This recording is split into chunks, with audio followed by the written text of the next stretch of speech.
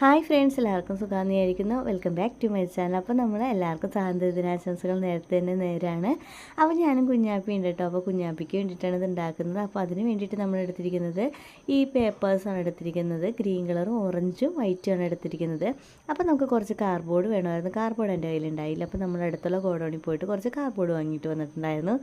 അപ്പോൾ ആദ്യം തന്നെ നമ്മൾ ഈ കാർഡ്ബോർഡ് ഈ റൗണ്ട് ഷേപ്പിൽ ഇങ്ങനെ വെട്ടിയെടുത്തിട്ടുണ്ടായിരുന്നു. ഫുള്ള് റൗണ്ടല്ല, ഈ ഒരു ഷേപ്പിലാണ് വെട്ടിയെടുത്തത്. എന്നിട്ട് നമ്മൾ വൈറ്റ് കളർ പേപ്പർ വെച്ചിട്ട് ഒട്ടിച്ചു കൊടുക്കുകയാണ്. വൈറ്റ് കളർ പേപ്പർ ആദ്യം കട്ട് ചെയ്തിട്ട് ഒട്ടിക്കണം എന്നുണ്ടെങ്കിൽ ഒട്ടിക്കാം, അതല്ല എന്നുണ്ടെങ്കിൽ നമ്മളിങ്ങനെ കാർഡ്ബോർഡിലോട്ട് വെച്ച് കൊടുത്തിട്ട് ഒട്ടിക്കണമെങ്കിൽ അങ്ങനെ ചെയ്യാമെന്നാണ് എനിക്ക് കുറച്ച് എളുപ്പമായിട്ട് തോന്നുന്നത്. ഇങ്ങനെ ഒട്ടിക്കുമ്പോഴാണ്. അപ്പോൾ അതിൻ്റെ ലെവലിൽ തന്നെ നല്ല ഭംഗിയിൽ കിട്ടുമല്ലോ. അപ്പോൾ ഞാൻ വിചാരിച്ചു ഇങ്ങനെ കട്ട് ചെയ്തെടുക്കാമെന്ന് വിചാരിച്ചു. താഴ്ഭാഗം നമ്മൾ മടക്കി വെച്ച് ഒട്ടിച്ച് കൊടുക്കുന്നുണ്ട്. അപ്പോൾ നമ്മൾ 2 ഷീറ്റാണ് കേട്ടോ ഇങ്ങനെ എടുത്തിട്ടുണ്ടായിരുന്നത്.